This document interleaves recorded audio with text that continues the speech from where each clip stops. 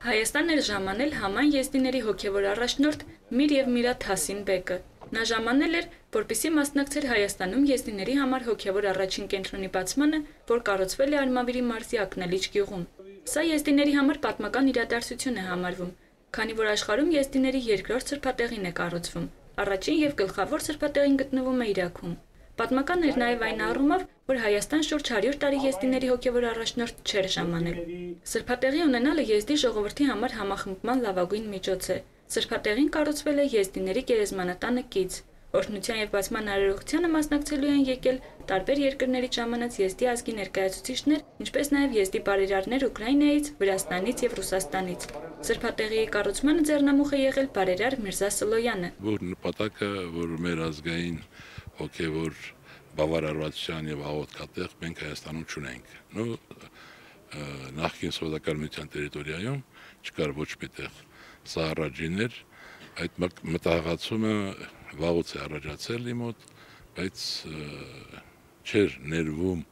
այն ժամանակները սովետական միության, որ թույլ չէին տալիս եւ ավելի մեծ ուրիշ արձագանք էր ստեղծվում, իսկ հիմա ստացվեց այն պայմանները, որ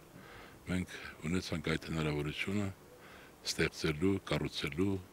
եւ ազգայինը պահպանելու համար։ Ամբողջ աշխարհում բնակվող եզդիների թիվն այսօր հասնում է շուրջ 2 միլիոնի, որից 1 միլիոնից ավելին բնակվում է հարավային Իրաքում։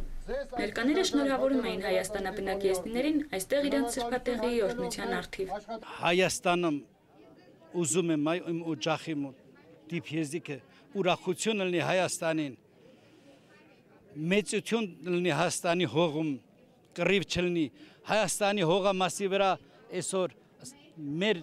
սուրբի մի մասնիկը դեպի երկին գնաց։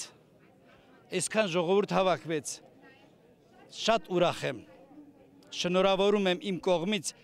դիպ Հայաստանի հայերին, հետո մեր աղբերներին, այս մեր սուրբի համար։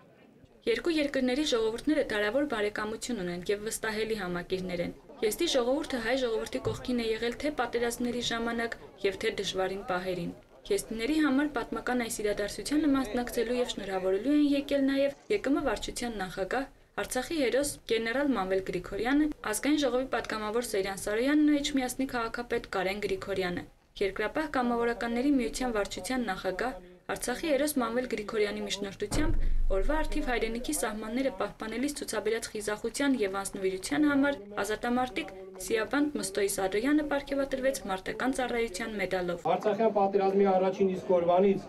մեր եզդի եղբայրները մեր հետ միասին պայքարել են Արցախի համար։ Յուրաքանչյուր թիզ հողի համար մեզ հետ միասին ենք պայքարել են, չտարակջատելով հայ կամ եզդի ազգությունները։ Մենք մեր շնորհակալությունը միշտ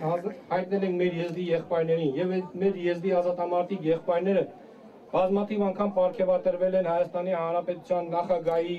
Պաշտպանության նախարարի եւ Երկրապահ կամավորականների միության վարչության նախագահ Մանվել Գրիգորյանի կողմից։ Հայաստանի Հանրապետության զինված ուժերի ստեղծման 20-րդ տարեդարձի կապակցությամբ բանակաշինության գործում մատուցած նշանակալի ծառայությունների, ինչպես նաեւ հայրենիքի սահմանները պաշտպանելիս ցուցաբերած խիզախության եւ անձնվիրության համար ազատամարտիկ Սիաբանդ Մստոյի Սարոյանին պարգևատրել մարտական ծառայություն մեդալով։